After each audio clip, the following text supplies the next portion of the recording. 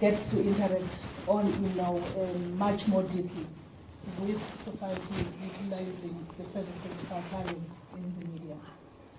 The President is here to reflect and exchange ideas with you, but also to reflect on the outcomes of the 3-day National Executive Committee meeting that is about to wrap up.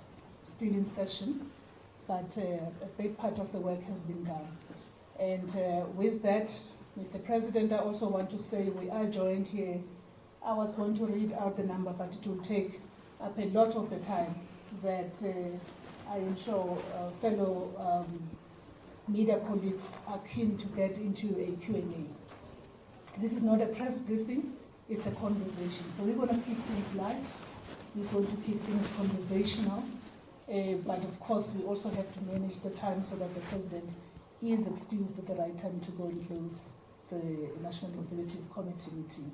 But I will try and facilitate as best as possible so that everyone has a bite.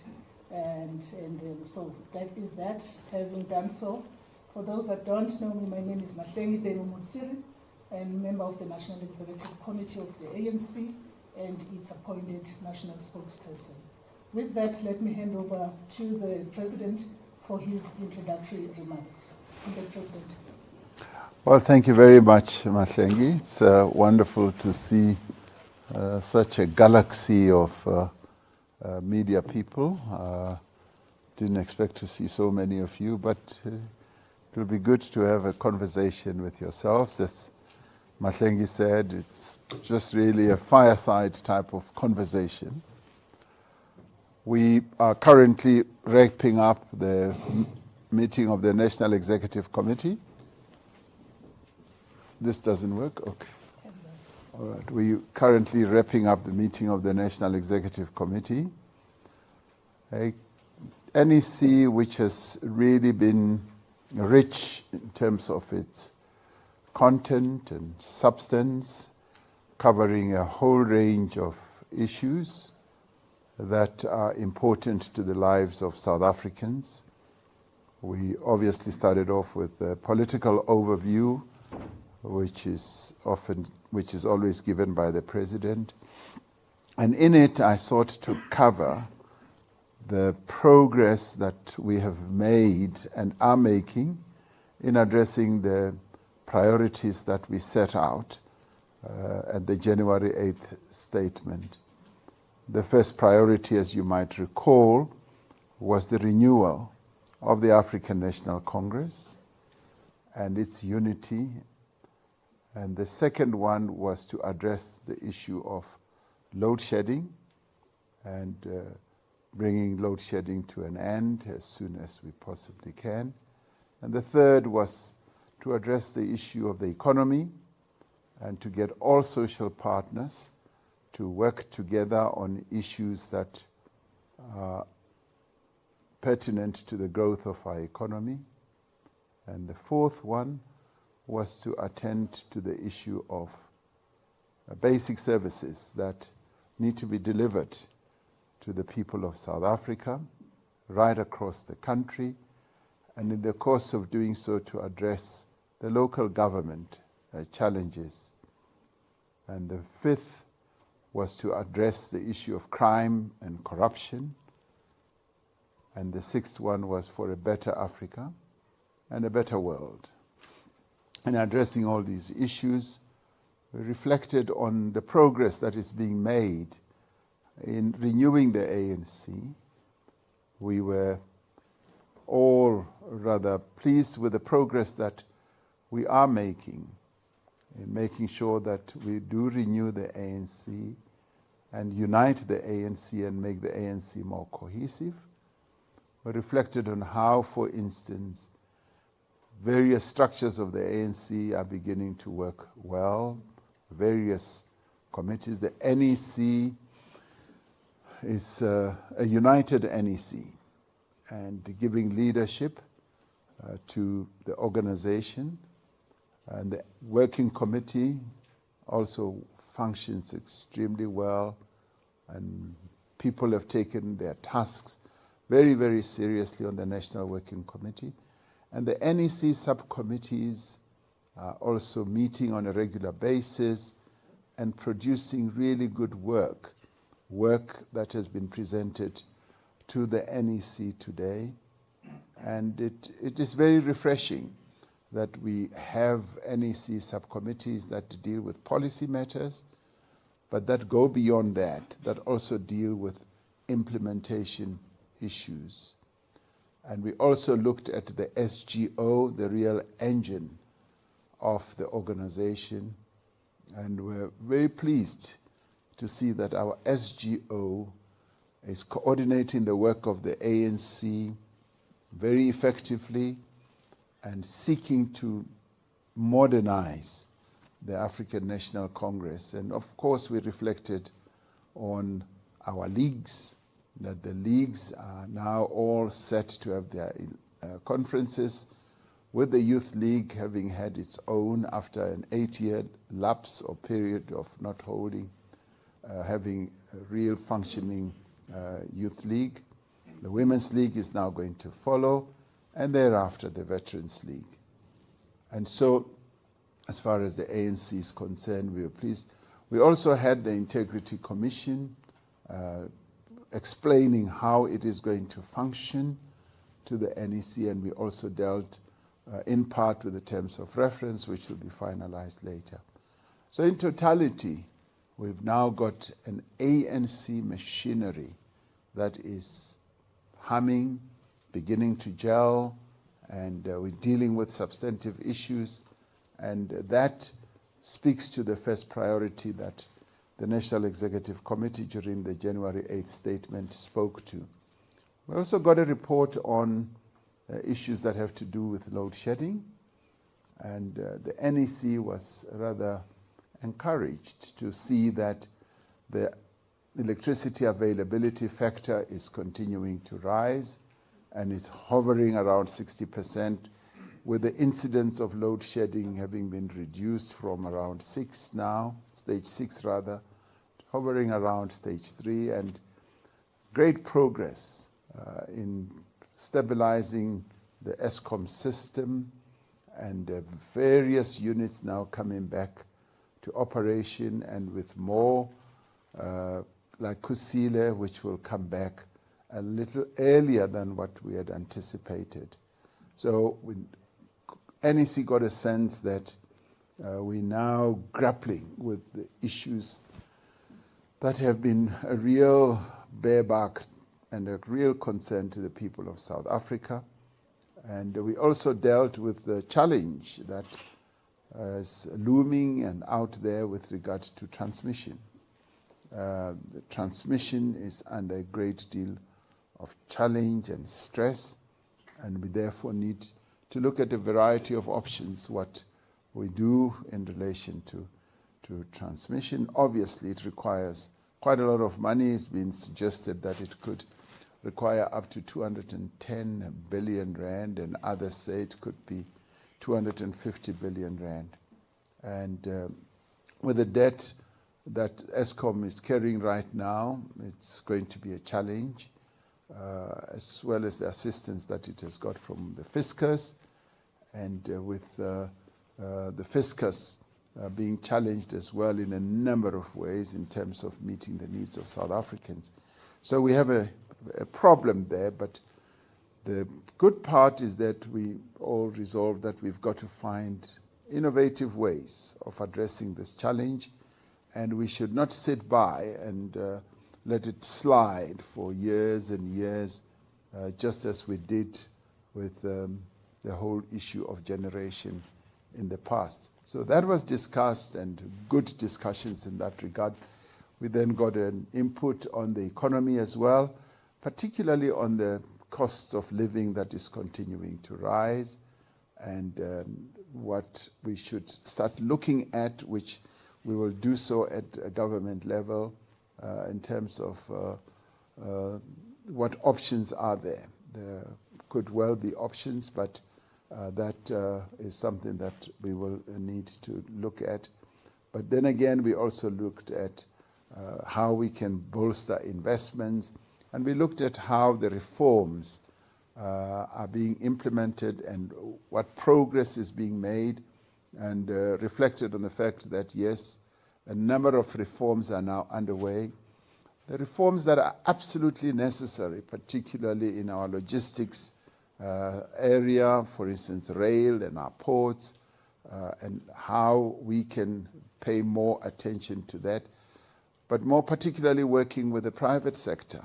And the NEC did note that at government level we've been collaborating with the private sector on how to address some of these challenges, and there's been great cooperation in that regard. Then we looked at the issue of basic services, issue that is of great concern to South Africans: water and sanitation, as well as the roads in various parts of our country, the potholes, and how best the basic services issues can be addressed, particularly how local government can be assisted to address the basic services issue. One of the issues that I did raise is that in the end, with the failures and the weaknesses and the lack of capacity that many of our local governments have, we've got to find a way of giving them support. I reflected rather sadly on the issue of Hammanskraal, for instance, where for the longest time the National Water Department, Water and Sanitation Department raised the issue of the waterworks at Rooiwal, and very little was done in putting the Rooiwal waterworks in order, and up to and including the National Department even taking that local municipality, the metro, to court. And as we reflected on that, we realized that national government does need to utilize pieces of legislation that we have to intervene, because we cannot leave our people continuing to live in squalor, without water, without proper sanitation, when we know that the local government does not have capacity, it does not have the wherewithal, and we now need to intervene. And we now have a way, one, to engage local government and find a way of cooperating with them, and also to intervene more at the national government level, which is precisely what we're now going to start focusing attention on, rather than just to leave everything to the wiles of local government. In other situations, of course, there's a challenge of money, the budget, but in others it's a capacity issue, it's a capability issue where we now need to find ways of intervening directly. That was broadly supported. We also reflected on what happened in one of our imbizos when the Premier of KZN actually made the call that we now need national government to make more direct interventions to address all these challenges, because much as we expect local government to execute some of their given functions in terms of their areas of competence, they face challenges.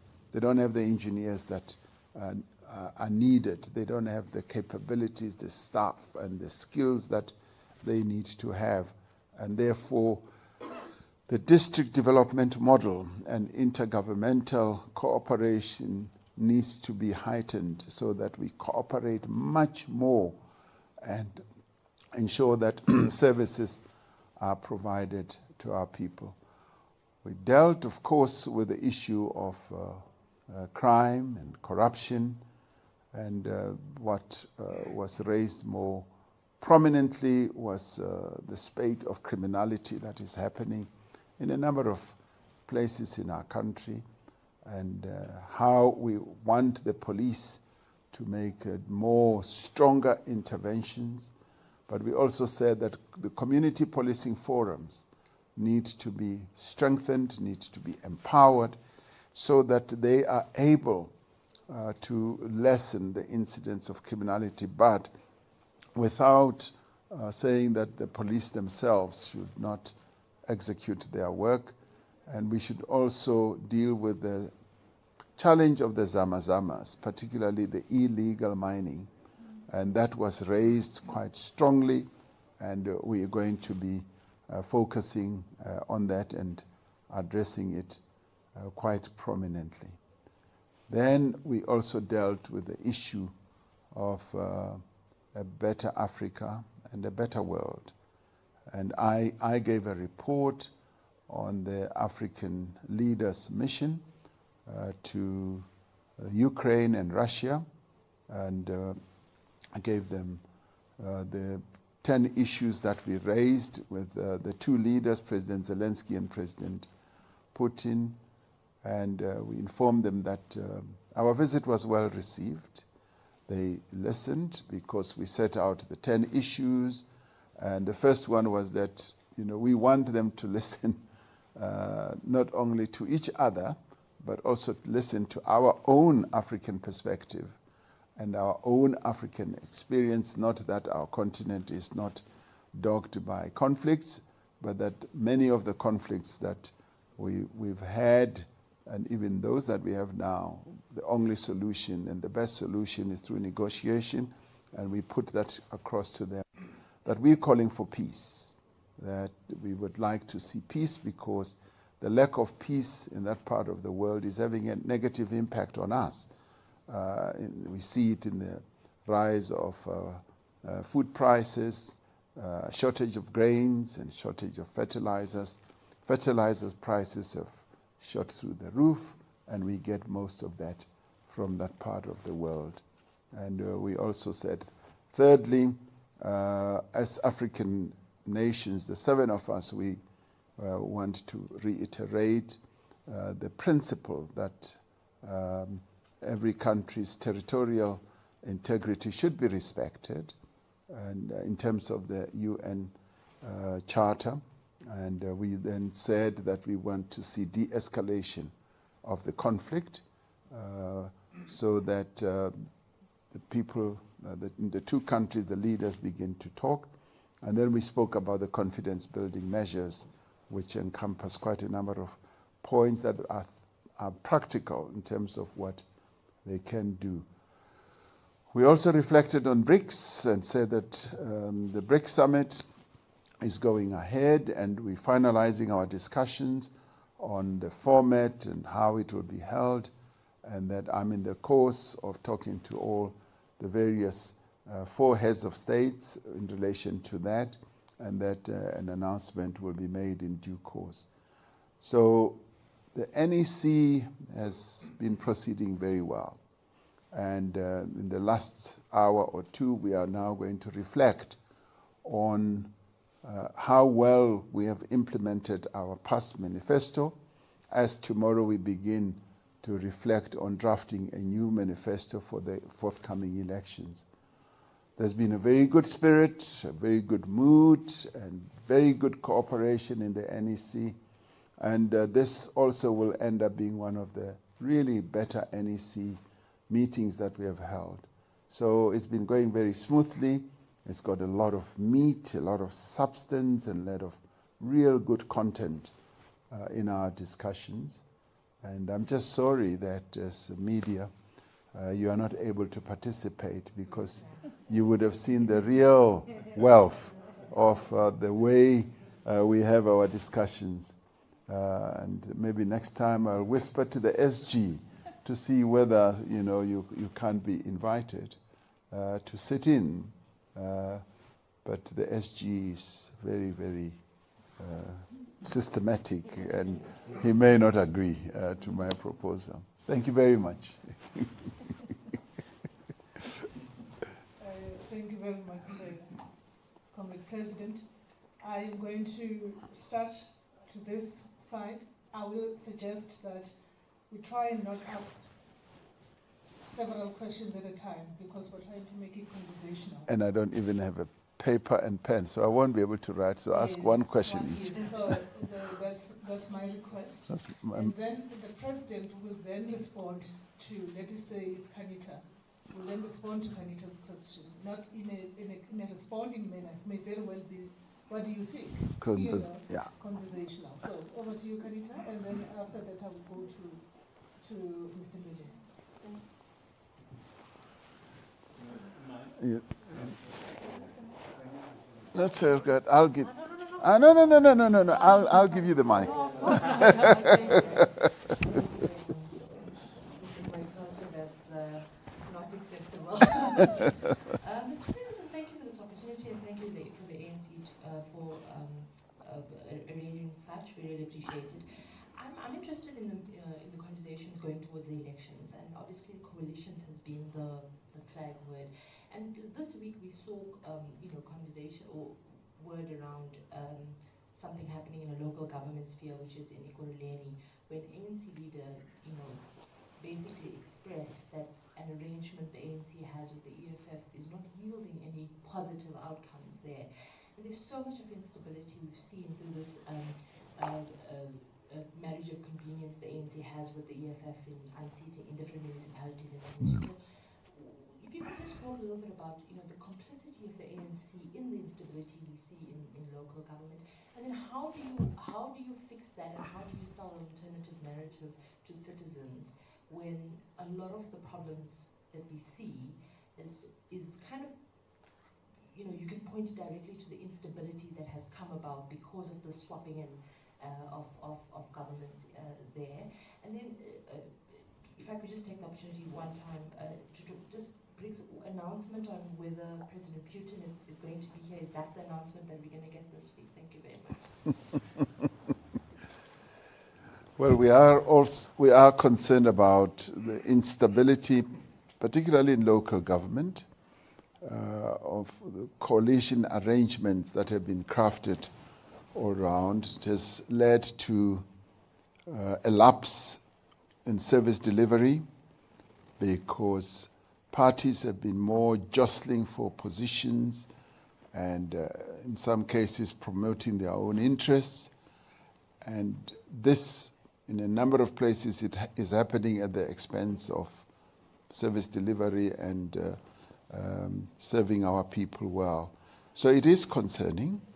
And of course, this is a result of what the citizens of our various cities and metros decided as they voted.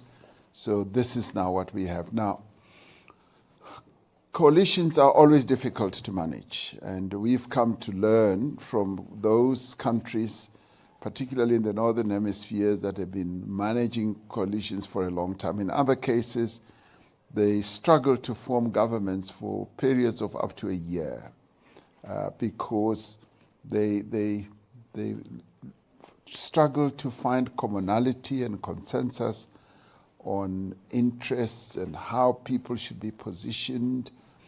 And in one case, I was told that a coalition agreement ran up to 500 pages because they had to look at every little aspect. Now, our coalition arrangements have not yet reached that level, and sometimes they are strategic, sometimes they are tactical, and sometimes they are interest-driven. And we do need to mature to a point where if the citizens have decided in whatever way to support various parties, we are able to settle down and form government structures that will function and that will, one, give certainty and confidence to our people, but also that will result in better services being delivered. And that is the reason why we are going to be looking at a legislative framework that should govern coalitions, whether parties should reach a particular threshold before they are able to participate in a government process.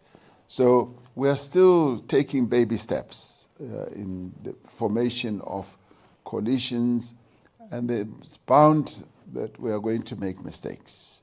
And the unfortunate part is when mistakes are made that have a negative impact on our people. And I am just hoping that we can all work to a point where we don't craft coalitions at the expense of the interests of the people. Service delivery must continue. It must not be weakened as we put together these coalitions.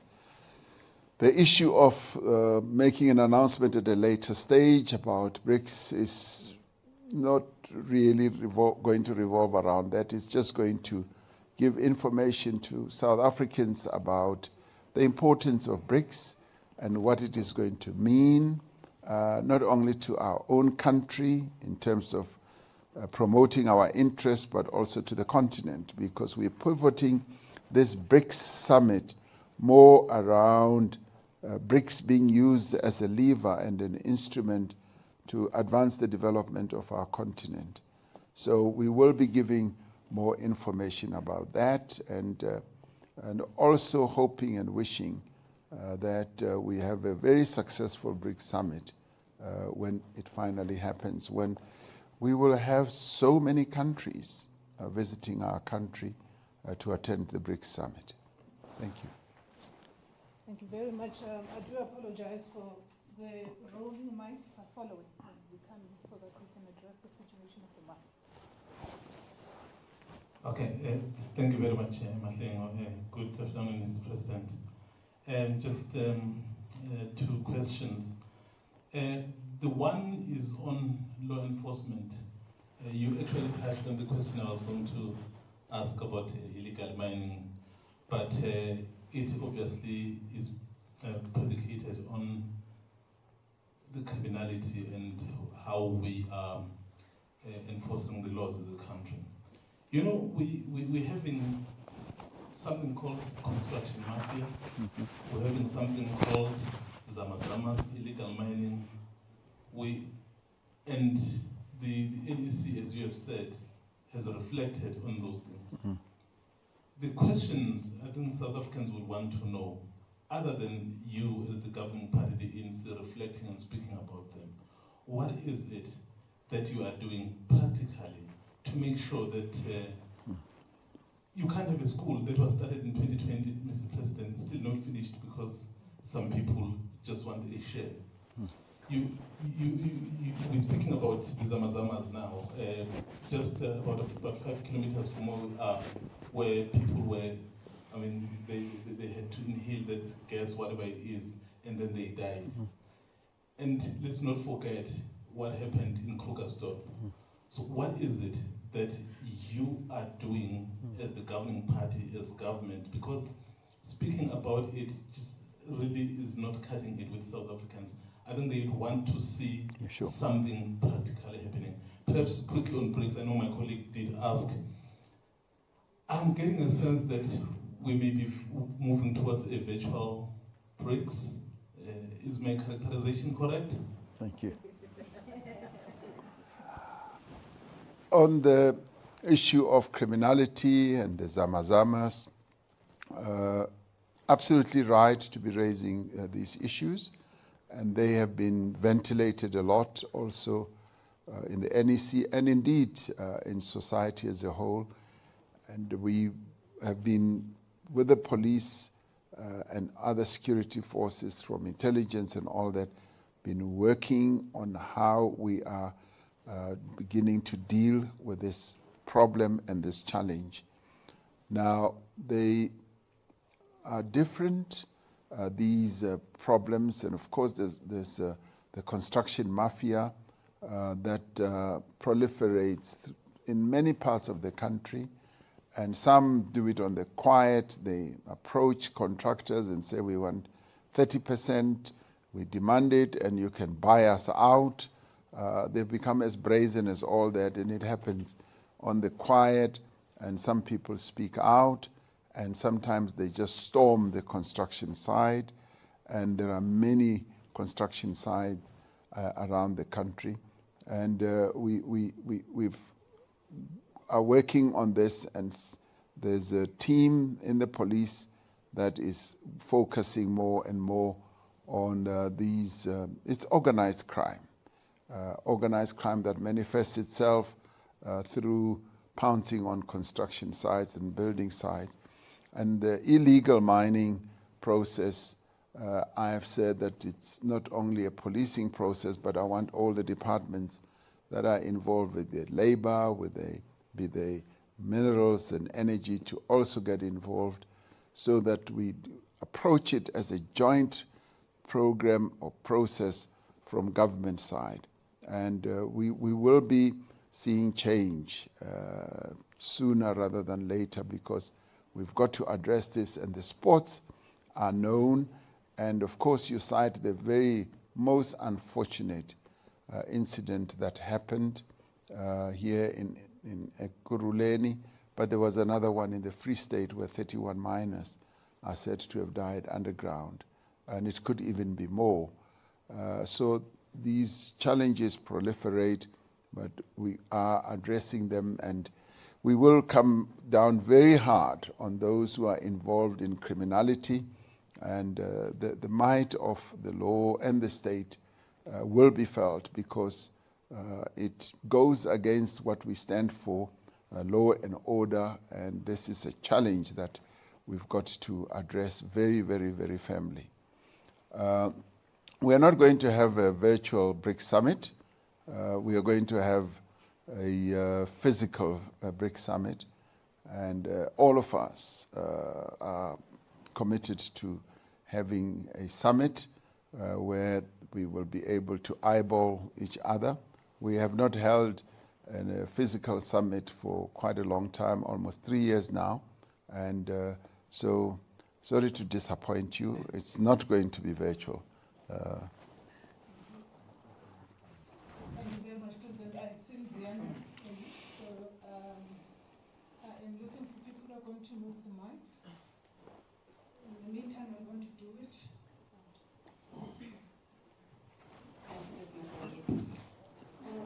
Afternoon, Mr. President. Thanks for this engagement. It's Ziyanda Ngobo from Region Africa. You've been on a renewal process for quite some time now, and you've just remarked about how your NEC is united, you're sort of coalescing around issues and pretty much moving in the same direction. But Mr. President, we continue to see reports about fractures here and there. I mean, my colleague Khotato Madisha released a report today about you. Firstly, I want to know, will you be disciplining your chair? Who's Khotato here? Khotato's in there. Gwen. Over the signing of an MOU, I know that this is about ANC issues, but this speaks to cohesion. But also, as a part of your renewal process, it was about dealing in the main with your deployees to government and issues of state capture. Are you concerned about the type of people that your deputy president is surrounding himself with, if reports are anything to go by, some of whom have been implicated in issues of state capture? But on top of that, someone who's deemed as a close ally of yours, Mr. Bejane Chauke, this week releasing a statement talking about fake WhatsApps going around, that he's part of a plot to undermine the office of the deputy president. What are your thoughts on that? And just, I'm really pushing it a bit, this is my thing, but your reaction to the outcomes of the Phala Phala report. I still want to request that hopefully I am audible. But I still want to request that we keep it to one question at a time, so that the president can agree to come back again. There will always be another chance. You misbehaved. So let's stick to it, colleagues. Just one question so that he has a chance to apply himself to that specific one, and then we'll continue to do it that way, if that's okay. Thanks very much. I see Khotato agrees, so. Oh.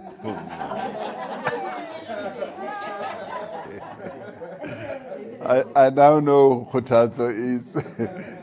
No, on the last point, I've noted the PP's report, and that's just as far as I've noted it, so that's what it is. The unity is a process. We are not where we would like to be, but we are on the way to being a united organization. The divisions that have dogged us in the past are busy melting away as we embrace renewal, as we embrace unity, and as we embrace the rebuilding of the ANC and improving our brand and dealing as openly as possible with the problems and the challenges that have beset our organization in the past. So unity and renewal should never be seen as a one-day event. There will be ups and downs. There will be forward movement and reversals. But we are moving forward. The forward movement on the way to a united ANC and a renewed ANC, as I said at the January 8th statement, is irreversible and irrevocable. We are moving forward and embracing one another in a much more effective way in the way that we deal with issues and the way that we deal with each other. And of course, you refer to the issues of the deployees, and Khutato chose to write about what he perceived are disjunctures. Let me say, we're making a mountain out of a molehill, really, here. It's been suggested that when Minister Mantashe was not at the signing of the agreement, MOU rather, when the Dutch Prime Minister and the Danish Prime Minister were here, it was a big snub and a big deal. It wasn't. And things were moving very quickly, and people in his department and other departments and the presidents were moving very quickly. And as he has said, he hadn't really read the agreement. But the agreement, the MOU, was signed by government. So government has signed that. And that is the best commitment that we want. It is the government of the Republic of South Africa that signs these issues. And agreements don't always have to be signed by, specific people. We delegate a number of other people to sign those.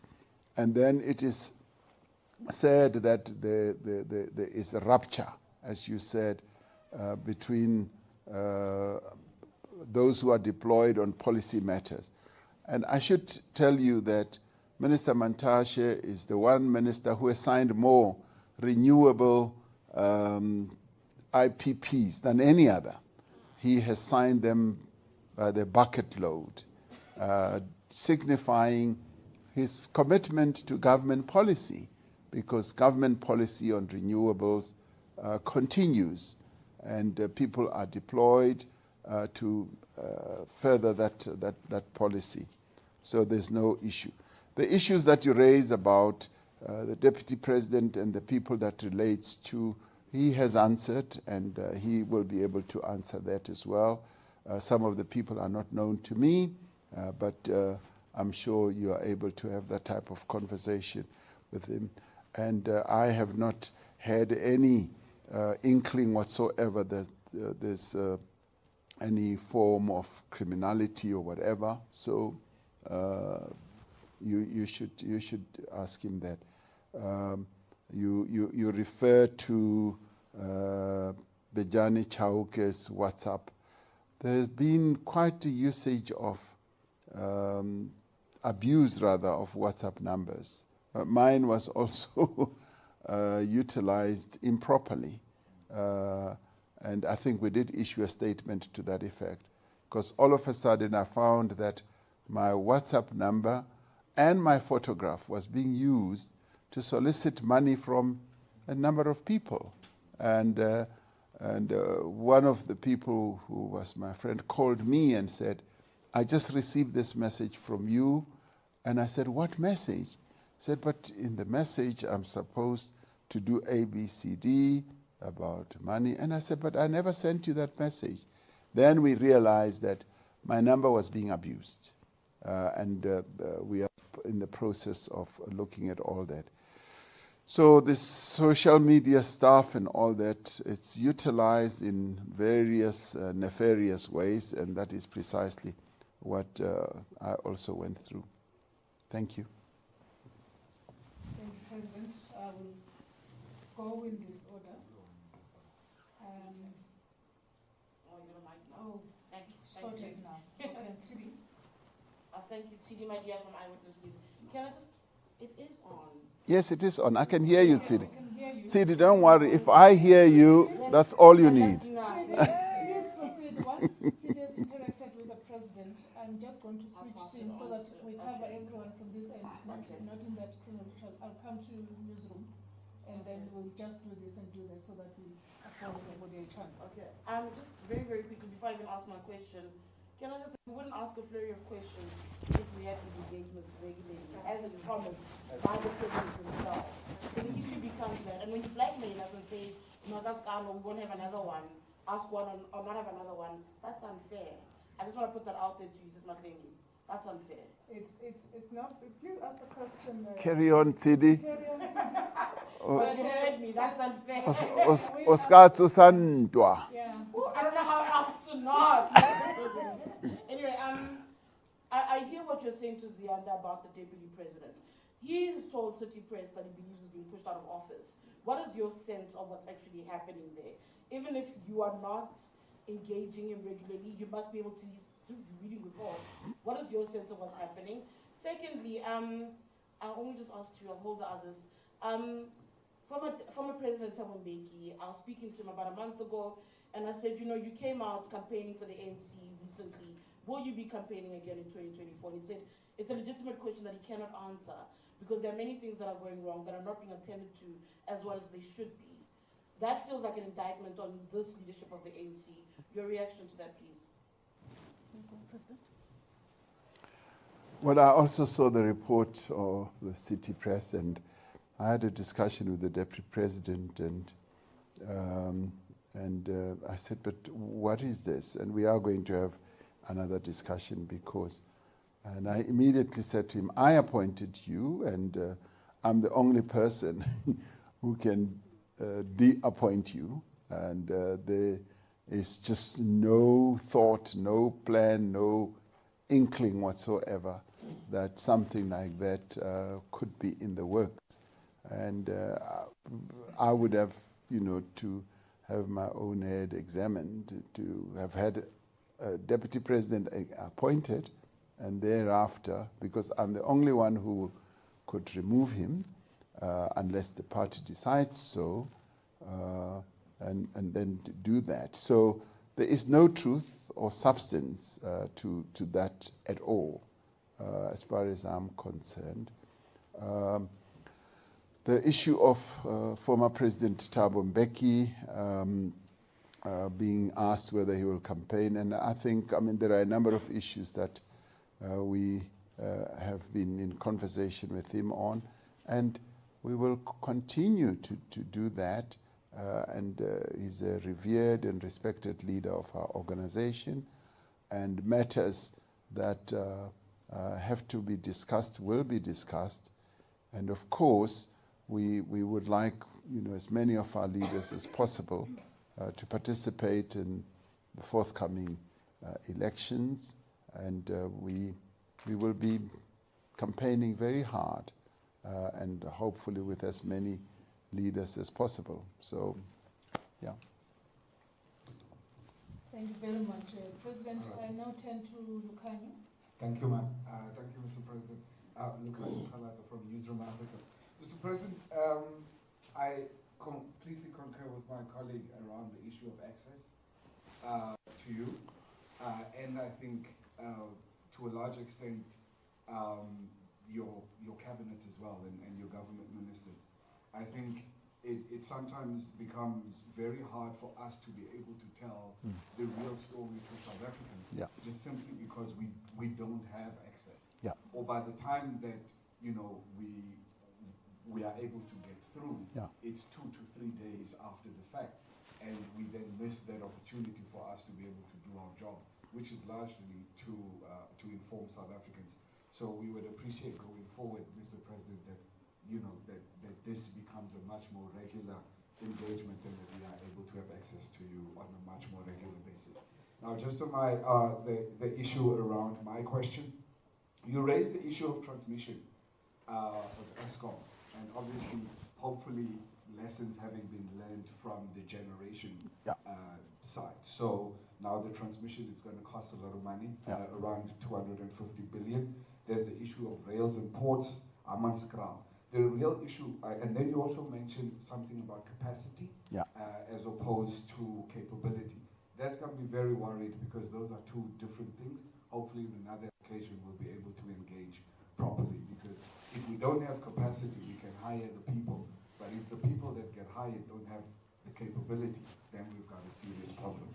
But the issue, Mr. President, that I want to raise is just how much, how serious is the ANC taking the issue of accountability within, particularly those within government? Because the issue of Hammanskraal, there were many warnings that were issued about that situation, but still it was allowed to happen and people died. So in terms of accountability, we need to be able to hold you a lot more accountable. So that's why I'm asking for a lot more regular engagements with you and the government. But also the ANC itself, what is it doing around the issue of accountability? And are we going to start seeing a lot more people being held accountable? Because corruption, if I'm afraid of being held accountable, I'm not going to get into corrupt acts, basically. So just around the issue of transmission and the issue of accountability, please, Mr. President.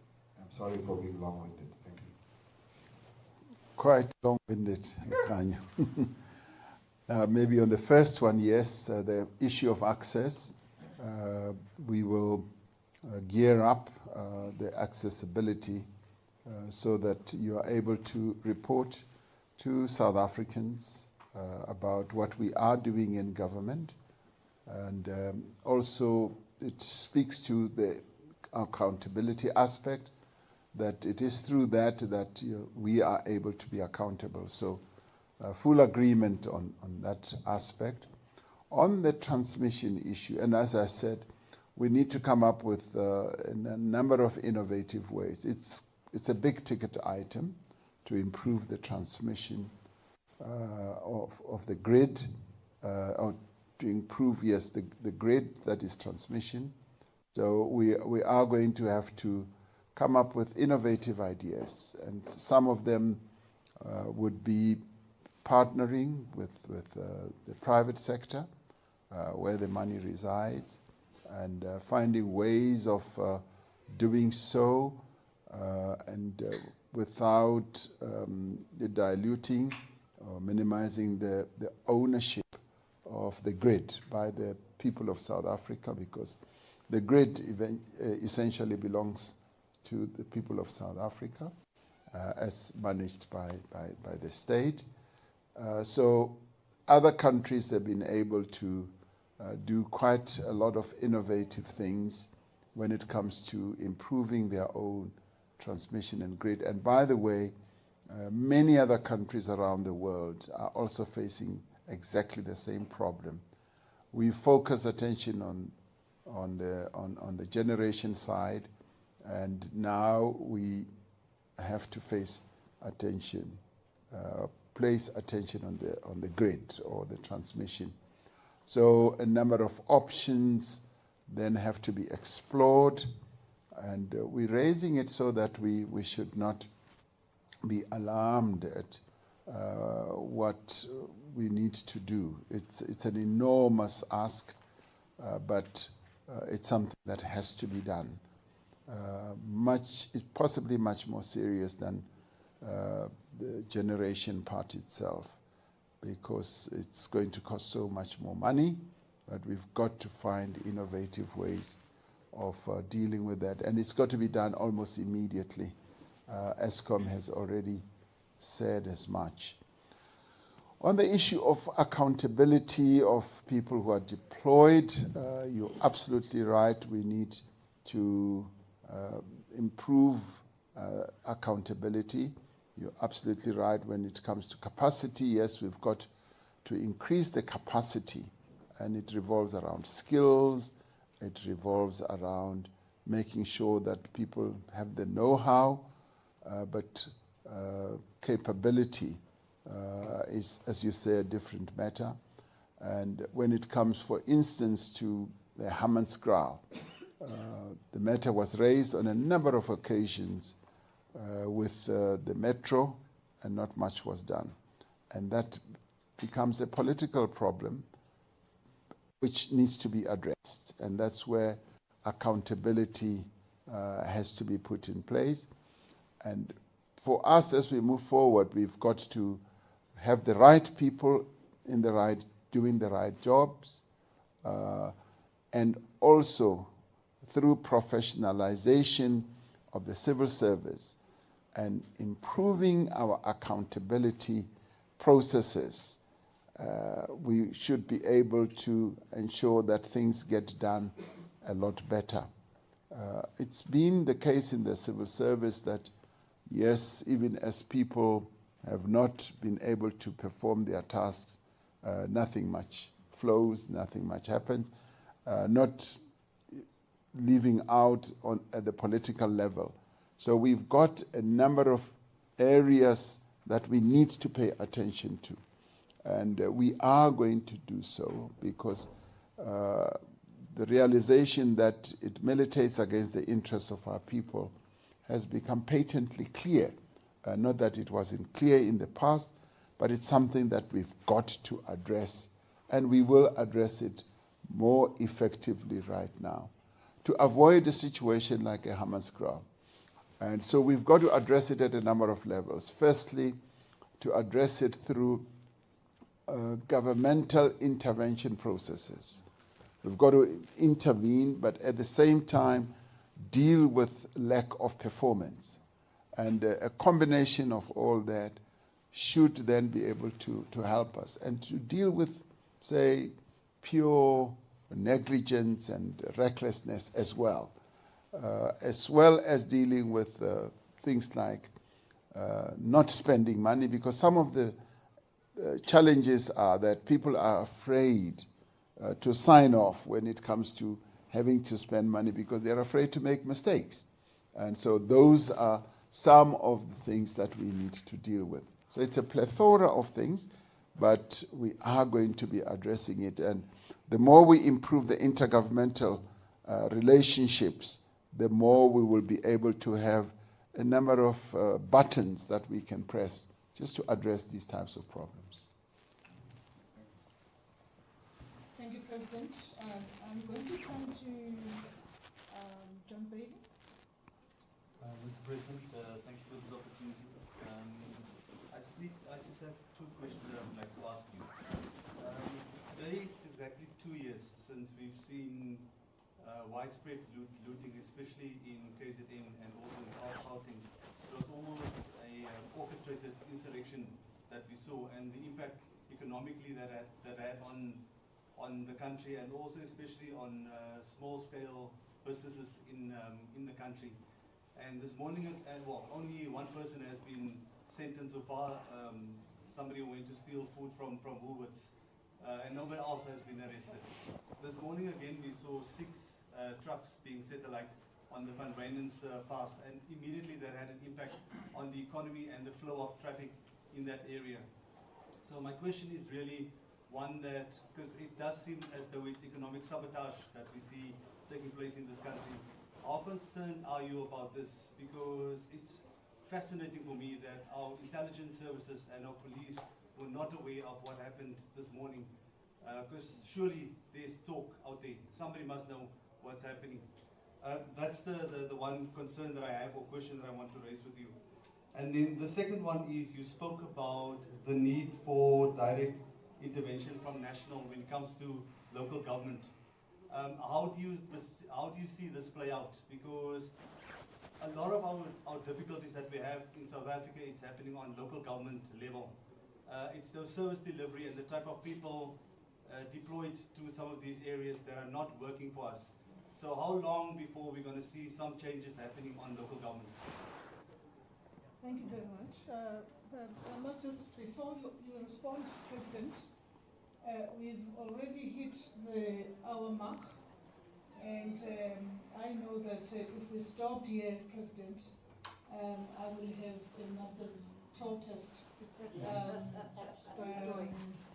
So I will request your indulgence to detain you. Thank you, President. I will stay for.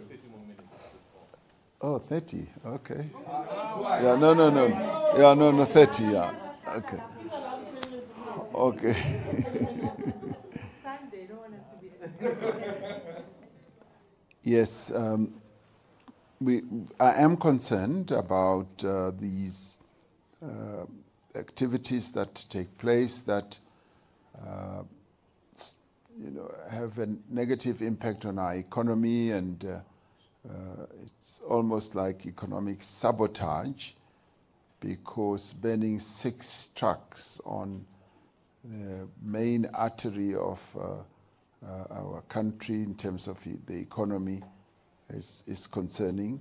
The intelligence agencies are going to be giving me a report on that, so we will be getting that shortly, and of course the police themselves will be taking steps to make sure that we forestall whatever follow-up activity that those who are behind this may well be planning. But we are going to ensure that we go after those people who torched those trucks, because it's not acceptable that trucks and facilities that are enhancing our economy are attacked willy-nilly just like that, and they should never actually even be attacked. So it is a real concern. When it comes to the challenges that local government faces, we want to promote more and more the district development model, which talks to intergovernmental cooperation. We want to heighten that so that there's more cooperation. No government entity, be it local, provincial, and national, should ever think that it can do things on its own. And this is precisely the message I've been stressing, even at national level, that no government department or minister must think that they can work in a silo and just do things on their own without being aware that it affects a whole chain of other processes. So to enhance intergovernmental cooperation, we want national to have a hawk's eye on what is happening. What comes as a real concern to me is often getting reports that budgets have not been spent, and some of the money is money that would have been allocated to local government as either their equitable share as well as the grants that they should utilize for infrastructure. And when that money is not spent, it basically means that it was money that was available but could not be spent at the expense or to the detriment of ordinary people where those towns or cities are. So that is the reason why we want to focus more attention on, one, how we can have a proper analysis of what's happening, two, support our local government entities, and where they have challenges, capacity or otherwise, how we can intervene and support them and help them. Because by so doing, we are addressing the needs of our people more broadly. So we will want to up our game when it comes to that, so that we begin to address those things. Many of the things that we have done from a national perspective have worked rather well. For instance, the presidential employment stimulus was coordinated nationally through the various departments, and it worked extremely well. There was no corruption, and it led to almost employment opportunities of some 800,000 to 1 million people. And similarly, a variety of other interventions, and which showed and proved that when national, provincial, and local work together, we're able to move mountains and achieve a great deal. And similarly, in this case, for instance, if the water challenge in Rooiwal and Hammanskraal, be it the water challenge in eThekwini, Msunduzi, or anywhere, if we are able to work together in full cooperation, we'll be able to resolve those.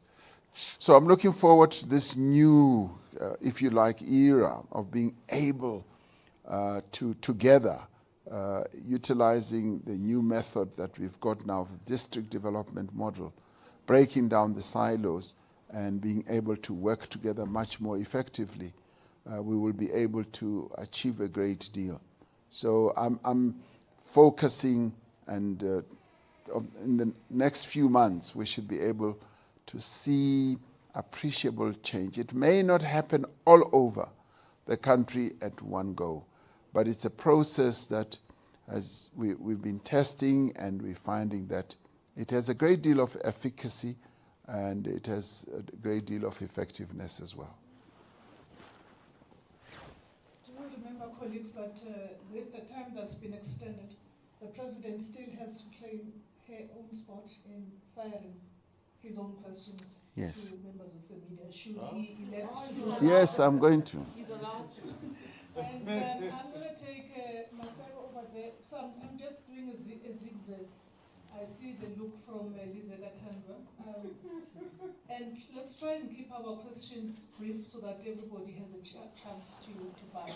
Because after this extension, it won't be possible to extend it further. Yes. Thank you very much. I'd like to say, Mr. President, you spoke very well in Paris. In Paris. Oh, okay. And it links directly to my question on geopolitics. Yeah.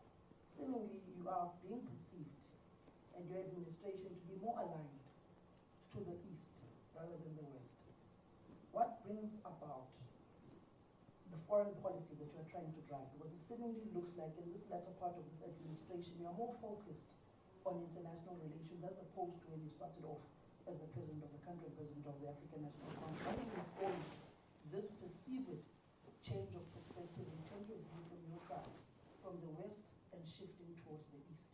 Are you perhaps seeing or thinking that the East is the future and the West is a thing of the past, looking at the current economic turmoil that the West is going through and more industrialization taking place within Eastern countries? Then lastly, Mr. President, on the issue of BRICS, it's not for the first time you've spoken about a new currency. When you first came into power, you spoke about Africa using one currency, which was the philosophy of the late Muammar Gaddafi. Are you still of the same inclination that the dominance of the dollar is detrimental to the African continent and other countries at large in the world? Thank you. We've always focused our attention on our foreign policy, right from the beginning when I became president. And to this end, we've participated in a number of initiatives. And I guess our role during COVID in leading the African continent as chair, in many, many ways defined our approach, because our approach has always been Pan-African, has always been advancing the interests of our own continent, and sometimes some people say maybe the expense also of our own country, but we advance the interests of South Africans first, and thereafter we say a better Africa and a more prosperous Africa. And as we do so, we are acutely alive to the fact that we've got to interact with the rest of the world, because our own country and indeed our continent is not an island.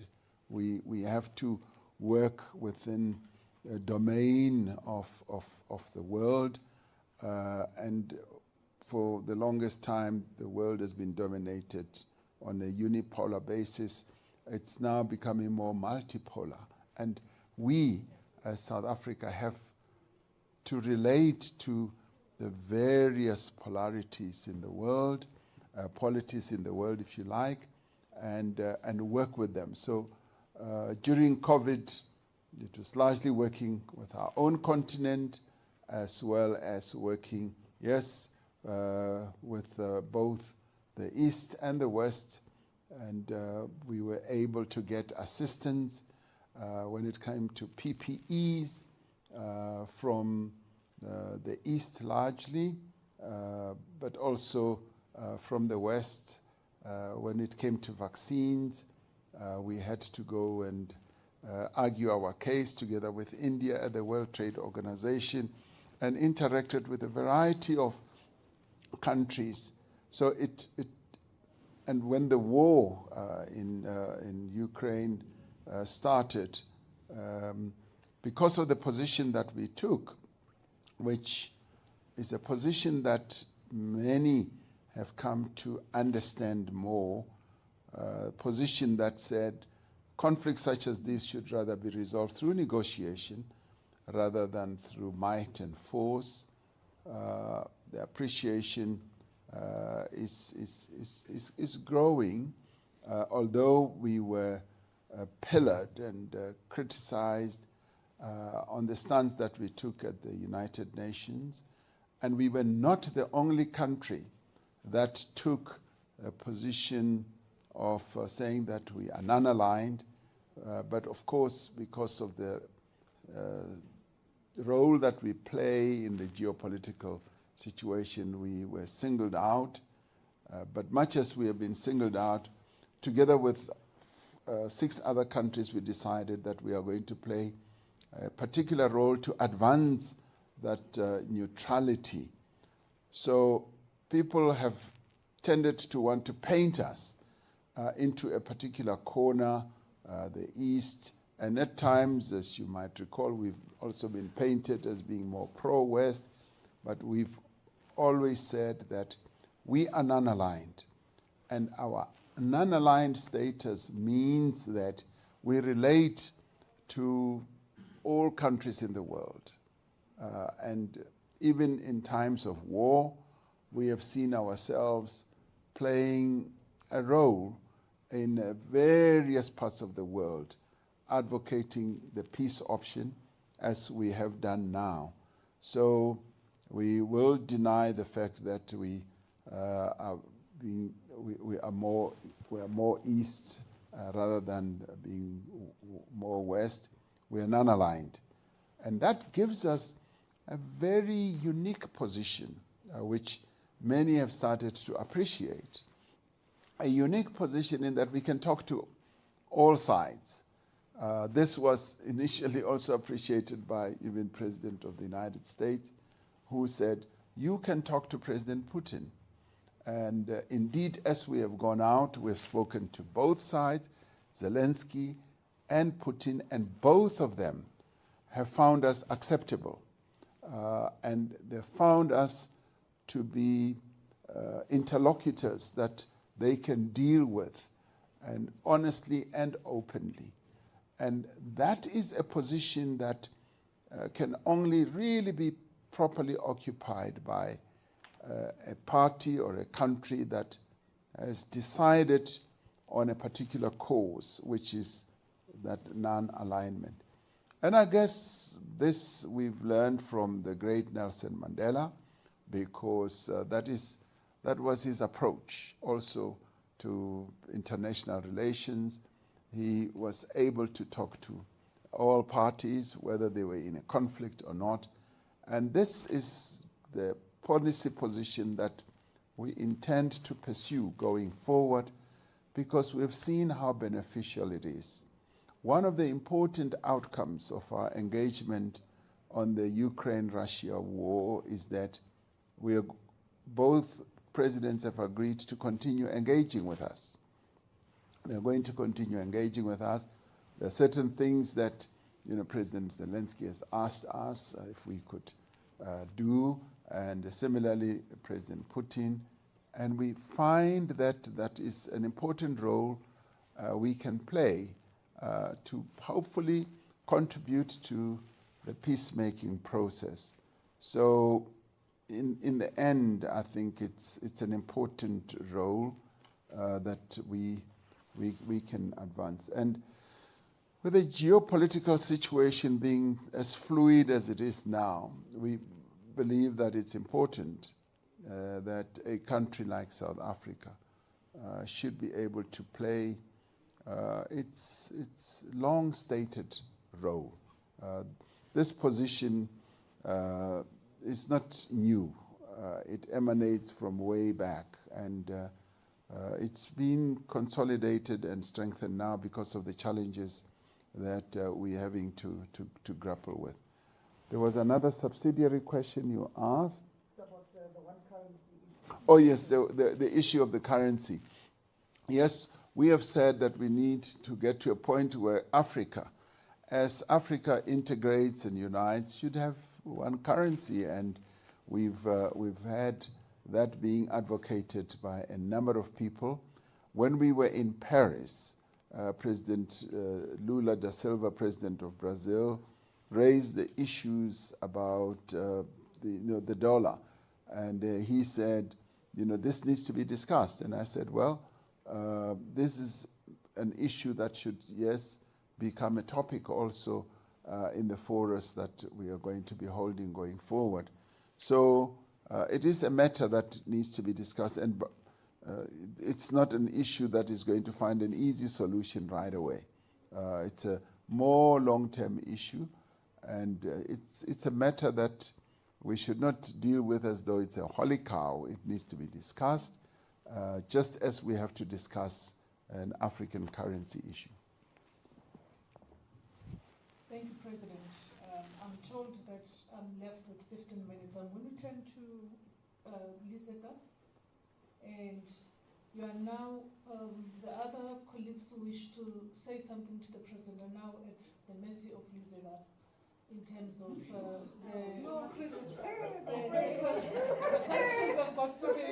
the questions have got to be short in order to get the other colleagues who still wish to speak before we can release the President and take the President's own last question if he so wishes, which I do hope you will, President. I will. And so let's try and keep it brief. I'm sure I tried to extend the time, but I can't go beyond this.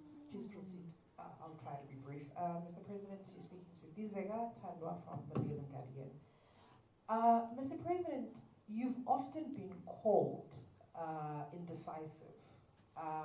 Some people have said that you frustrated various stakeholders, business, and internally in the ANC, some have said that the inclusion of an electricity minister was not necessary. In fact, this was done to allay some of your allies, Gwede Mantashe, Pravin Gordhan, for instance. You're going into the last tail end of your term. Would you say that this has worked for you in terms of you being so process driven and not really getting into a situation where you decide, as many have asked you to? Would you say that this has worked for you? Accountability, Mr. President, not only relates to government, but it also relates to the private sector as well. What I want to find out from you in terms of the private sector, I say this because recently we had a sit down with Sihle Zikalala, your Minister of Public Works, and he gave us quite startling figures, one of which is that Eastern Cape and the Northern Cape have a backlog of about 3,000 schools that have not been built, which would be about 68 years, he said, to build them, and it would be in the tune of 70 billion. And this would be drastically reduced if private sector would meet you halfway. why is it that you haven't been able to meet halfway with the private sector? I'll leave it at that for now. The issue that you raised about this issue of being process-driven, there's nothing wrong with process. If you're disturbing Lisa, she's listening. There's nothing wrong with process, and I've often said that you need to look at what I call PSPs. It's people, systems, and process. You look at how people are deployed and whether they are deployed in a way that they will do the work that they should, and set in place the systems that will enable them to be effective. And once that has been done, to have a process which is predictable, which will enable things to get done. So yes, I do lay emphasis on process, because that is a guarantee that things will continue being done, rather than sort of one-shot type of interventions that end there, and you haven't set up a system and a good process to get things done more effectively. When those people that you talk to, for instance, I'll give you a good example. When I decided that to address our electricity challenges, I needed somebody who would be focused, who would be able to spend every hour of the day, every hour, on just electricity. And I decided that I wanted an electricity minister. I didn't consult anyone. I said, I'm the president, I'm deciding that this is what will work for us. And that's when people said, you didn't consult, you didn't ask us, you didn't come to us. I said, oh, now when I say I want things done, you want to revert to that system that you said you didn't like, of too much consultation. So there are moments when, yes, you've got to be able to take decisions and move on. There are moments when you've got to consult. And I've utilized both, where I've said, on this one, I am going to move forward. And if you have any issues or complaints, we'll deal with them while the train is moving. And that's precisely what I have done. And it was not to protect anyone. It was just to get the work done. And I did say right at the beginning that I am going to divide the work that needs to be done in as far as energy is concerned. Minister of Minerals and Energy will continue to focus on the regulatory part. That he must do. And the Minister of Public Enterprises will continue to focus on the governance part of the entity that should deliver electricity to us. And then Minister of Electricity must focus on the work that needs to be done to ensure that generation does indeed happen, and we get out of the load shedding that we have. And now all of these are bearing fruit, and people never pause to think about that. They never pause and say, wow, you were right, because things are moving forward. And as far as the regulatory framework is concerned, we are going to be issuing another round of IPPs. That is on the way, and the regulations are being done as far as the reforms that we focused on. On the governance side, the restructuring of Eskom is happening into generation, transmission, as well as distribution, and all that is happening, and including the setting up of a structure that will coordinate our state-owned enterprises. And on the electricity side, Minister Ramokgopa is just running with the ball, and getting to a point where we now realize that we've got to deal with transmission a lot earlier. Eskom has always been given almost the sole responsibility of dealing with transmission. And now we're saying it is much broader. It's a national issue. It just does not reside in ESCOM alone. So that realization has now been brought firmly to our faces because we've got a focused minister on transmission. So had I listened to all these noises of consult this and that, we wouldn't be where we are. And I've given leadership, and yes, you wanted to be led, because we are moving forward now, and we are going to get things done. On the issue of accountability, you asked the question, what was it? Oh yes, the private sector. Yes, the private sector obviously has to be mobilized to work with us. The issue of, say, for instance, schools. Responsibility for building schools has always been a government type of role, including your other social infrastructure facilities like hospitals and all that. But more and more we are now saying we need as much help as we can, including coming up with financial innovative ways of shortening the period that we need to have to build all the schools that we should have in our country. It's 68 schools, for instance, for the Northern Cape. It's 75 years that it will take us for the schools in Limpopo. So we say there must be, and there are ways in which we can mobilize finance, and the private sector can also play a role in all that. And you ask the question, why have we not been able to succeed in doing so? We've been working with the private sector on a number of issues, and but we need the private sector to put more and more shoulder to wheel. And there are a number of financing options that they can participate in, which I want them to be part of going forward. Thank you, President. I'm advised that we are left with 5 minutes, and so I'm only going to take just one question. You raised your hand earlier. Is it down? If you covered, I'm happy.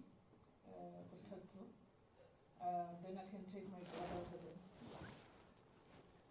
No, you're having a brain wave, so I'll take my brother over there. That will be the last question.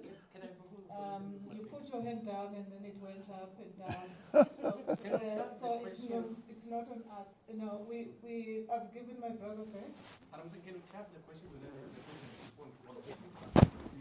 In 2 minutes, we can do that. That's a useful suggestion. So depends on how he becomes brief as well. Okay. My name is Saeed. I'm from Phoenix TV, China. And my question is, we've seen there's an increasing interest of a lot of countries around the world to attend the upcoming summit here in South Africa. Yeah. As well as I saw the news last night that all of the African head of states have been invited to attend the summit as well. So, and South Africa is playing a critical role now at the international stage. My question, Mr. President, what is going to be different in this summit? Well, thank you very much. That's noted. I'm going to go in that order. City Press. We're really keeping it short and sweet now. Thank you so much. My name is Norman Masongwe from City Press.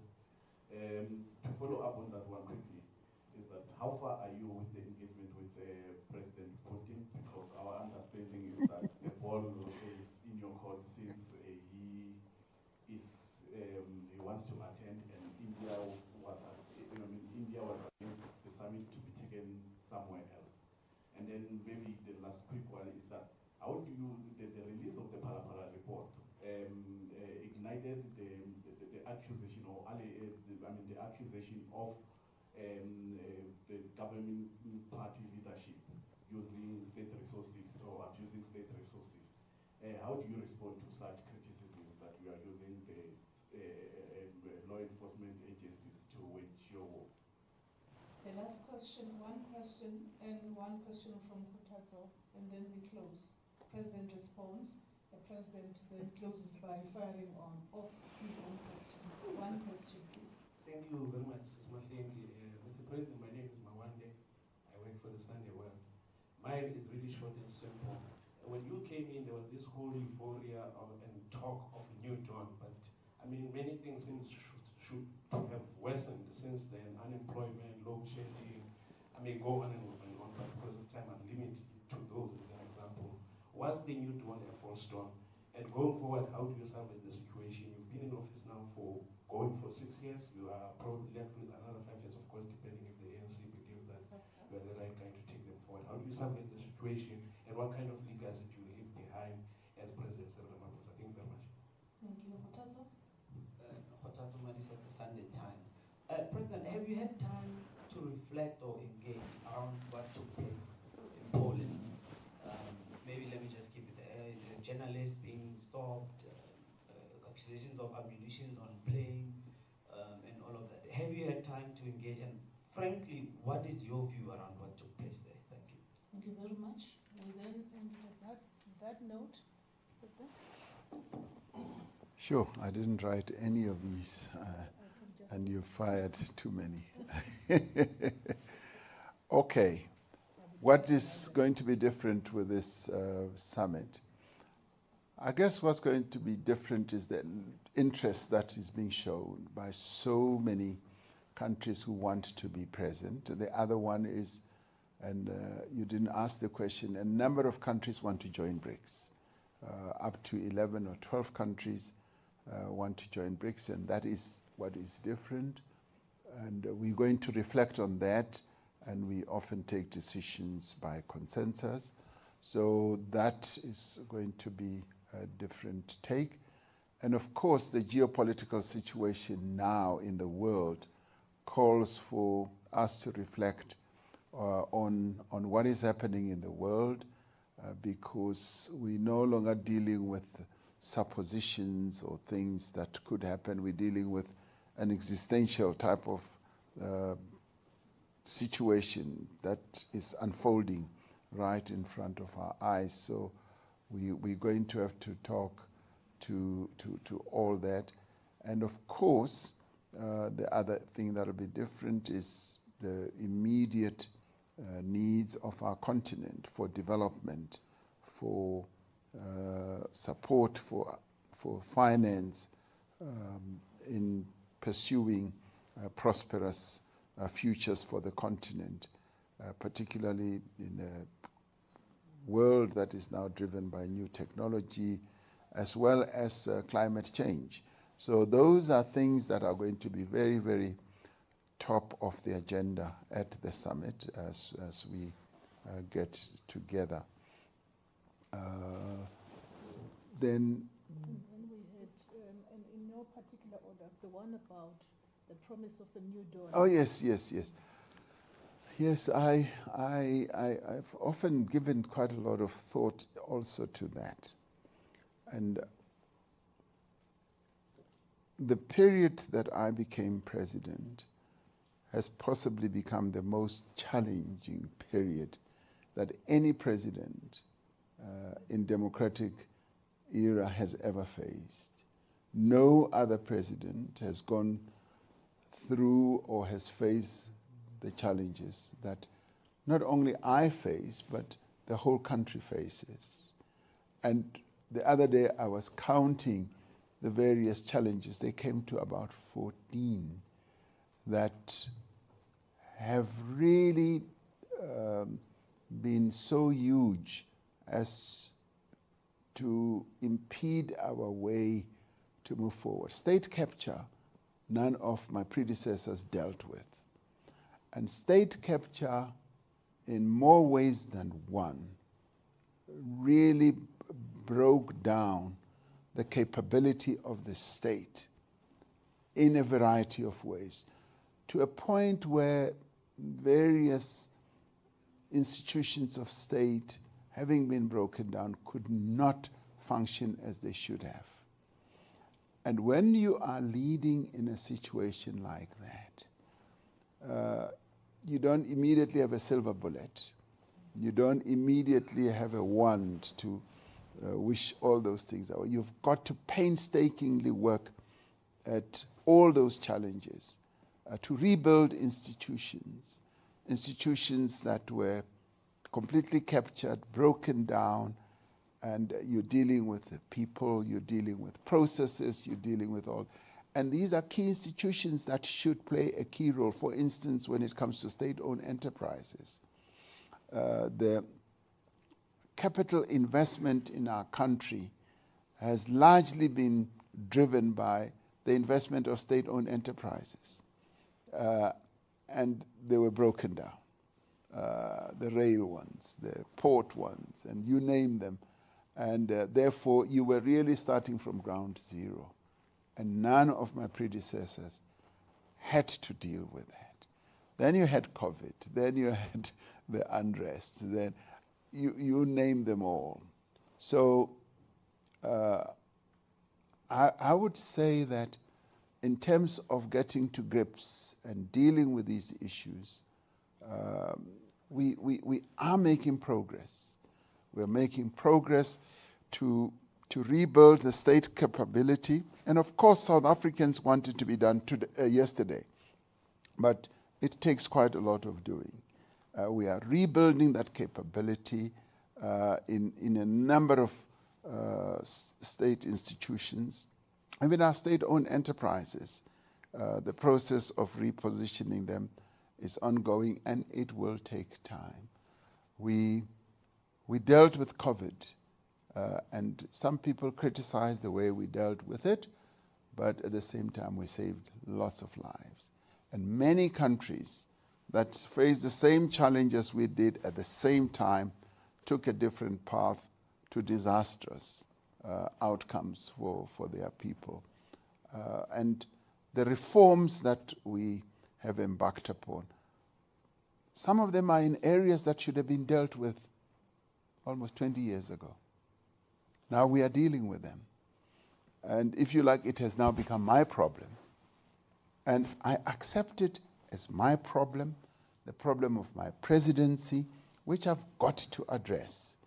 And I harness the strengths and the team and the people that I have at hand right now so that we can work together to correct all these things.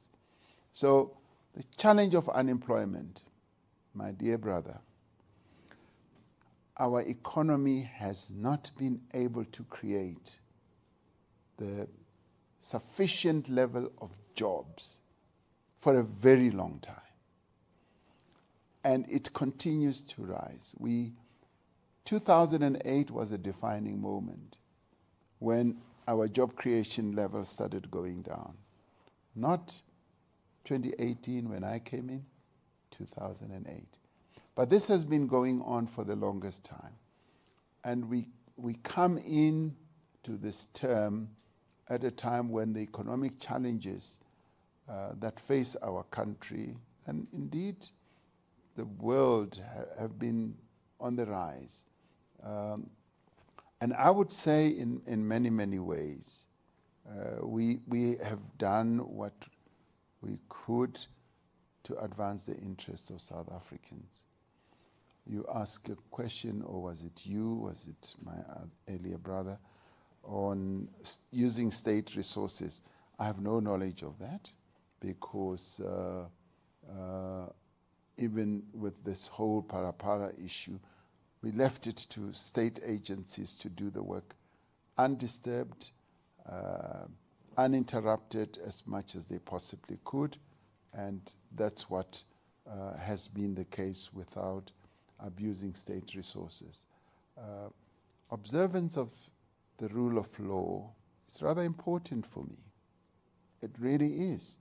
And there needs to be a rule of law, and if we derelict that and we don't take it seriously, we are a country on a path that is completely wrong. What was the other question? It was regarding the situation that faced the team of South African journalists. Oh, yes. Yes. In Poland. Yeah, in Poland. Yes, it is very concerning. prior to all that news breaking out, we had had a meeting with the president of Poland, who had interrupted his holiday to meet us, and it was a courtesy call. I felt that we needed to go and pay a courtesy call to him, and also to say, as he had invited us to visit Poland, we have not been able to, we will do so. So it was a hello, courtesy call, and all that. And I got really concerned and disturbed when I had all these challenges that those who were going to travel with us, be they security and journalists, were not able to get passage through Poland. And on our side, the process of actually finding out exactly what happened is ongoing.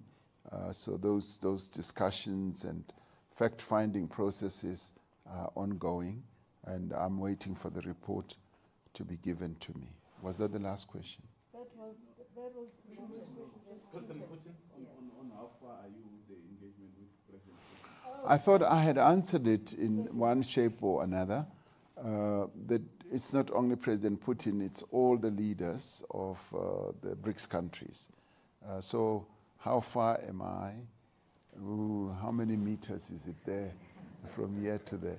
So we are in those discussions. And as I said, once that is done, we'll be able to talk about BRICS and its impact and what it's going to do for our continent and our country, and also say quite a bit about what we are doing on the foreign policy side. If that was the end, can I ask my question?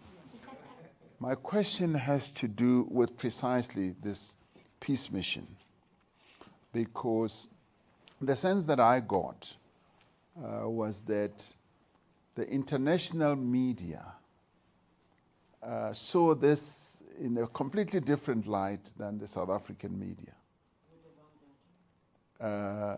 The South African media, and you were denied access, but so were many of them who actually commented, where the South African media was also very negative, very negatively disposed. And it was almost like, this is a non-event and so forth. And yet, in our view, it was quite historic that a group of African leaders would travel 3,000 kilometers or so to go to another continent to go and sue for peace. And yet here at home, why was it seen in such negative light? In terms of its historic importance and its political significance.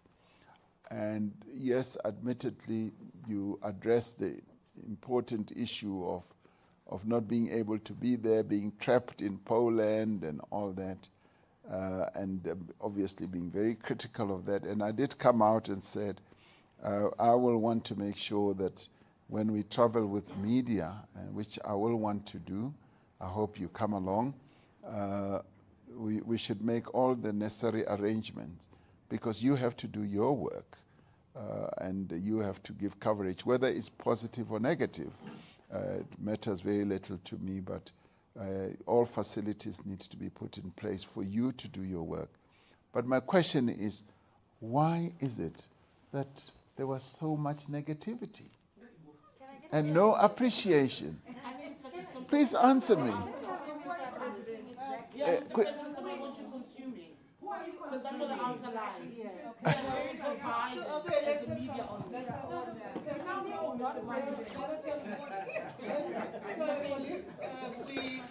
Sure, I didn't know that you were so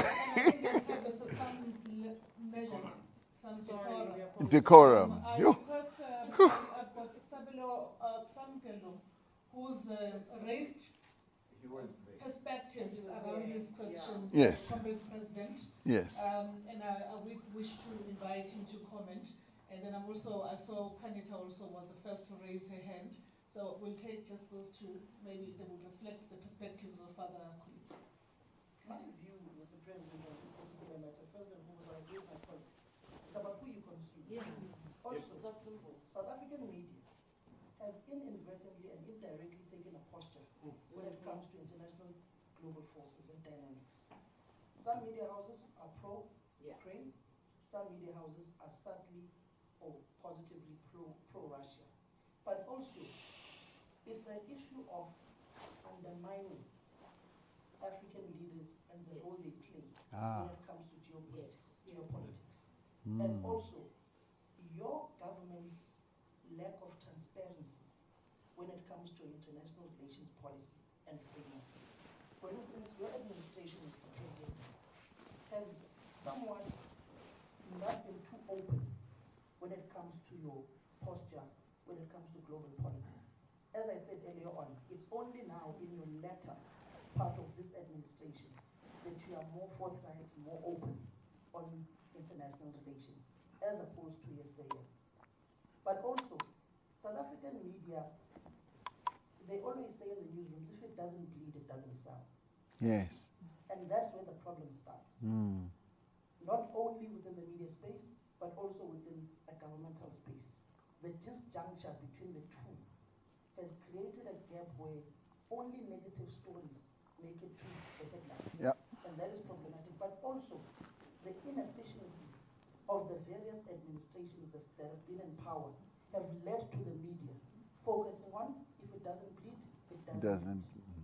Plain and simple. Okay. For the most part, not all of it. I'll take that to a senator. Good. But you're right about undermining and whatnot. Thank you very much. Very quickly, the media landscape in South Africa is not monolithic, Mr. President, so it's difficult then to paint everyone with the same brush. Okay. When you talk about how international media positions this versus South African media, the reality of it is that there's a lot of really fundamental, serious problems that dog our government that creates this negative assertion that any positive sort of impact you seek to achieve on a national or at least national scale is not going to sort of filter down to the real-time challenges. And for example, when you see this kind of incoherence or this planning issues, it kind of is systematic of this government who's inefficient. So there's this thing, and you cannot blame an ordinary South African somebody to say, this government is battling to do basic things, water, sanitation. So why should we then care about what you do 3,000 kilometers away? Although me and you can agree that it has a fundamental consequence on it. Just another point to my colleague, I was in the US when this trip was happening, and obviously there's a different way the US media relates to geopolitics versus how we do. The reality of it is that the incoherence affects our reporting because we traveled to Dakar once and you were so stern in terms of the EU, for example. You echoed similar sentiments in Paris, right? But there's never an ownership of, we are doing this for this reason. So even with BRICS, we've all prompted you in that regard to say, tell us, what do you want, Mr. President? So there's never a world where we can go on television or in our forums to say, so President Ramaphosa as South Africa and we as South Africans owning a position, because there's this wishy-washy type of attitude. And so when someone comes to if a narrative says, why go and deal with Ukraine when you didn't deal with Sudan, or you don't deal with Mozambique, or you don't deal, those are valid questions. So I am intervening in Ukraine for X reason. I'm not putting resources in Sudan or for X reason, or I'm doing this to SADC in Mozambique for this reason. So there's that I think the communication is key. Thank you. All right, thank you very much. Those were elevated responses. Those were elevated responses. Very I'm good. sure they covered everyone. Very good. But I do wish, before I hand over to the President, to just reflect on what has been said. I do wish to really thank members of the media for coming through, and also for projecting a culture of wanting to converse, because it's a two-way thing. We aim to work in a client-centric environment. You are primary clients, so we're going to be doing this work together. I will ask, though, that we keep as light as possible. We don't shout at each other, we speak collegially, because it makes it for a much more collegial environment. But I do wish to thank everybody and for the questions posed to the ANC President. Over to you, President, and then you can just close us out as well. Of course, thank you. Well, let me say thank you very much. I had occasion a few weeks ago to interact with many of your editors, or I don't know what you call them, in Cape Town. Was it Cape Town? No, it was in Pretoria. Sorry, it was in Pretoria. And Union Buildings. We had a really good exchange, though it was Chatham House rules, but it was an effort for them to get to understand some of the things that we are doing. And we gave them a fairly good and extensive presentation of the work that we are doing. And even I was impressed with some of the things that we've been doing, because we've been able to do things that have not been done for years, and which comes to the question of things have gotten worse, and indeed the situation that confronts us has made things really get worse. But the exchange was good, as this one was, and I'd like to thank you for being here. Sometimes it takes too long, and once it happens, I rather also enjoy it, although you are just too tough in your questioning. And when I leave, I always have scars on my back with the line of questioning. But I'd like to say, Mahlengi, that yes, we should do this a little bit more often. Time is always a problem, and we will try to find the time. And thank you very much for responding to my question, because I found your answers very enlightening. And in many ways, what you have said is quite true. And there are things that we also need to pay attention to, because as you say, and it is a fair criticism, that we have not always been forthright and forthcoming, and maybe we haven't really owned certain initiatives, and we need to be more upfront in owning them. So I take that to heart, and I thank you for that, because that is important feedback, at least for me, so that we know exactly how we can take things forward. It's actually also good advice. So you don't need to send your invoice, but I take it as good advice. So thank you very much. I've really liked this moment that we've spent with you. Thank you so much. Thank you. Yes, you can selfie. Yes, you can selfie. Yes. Oh.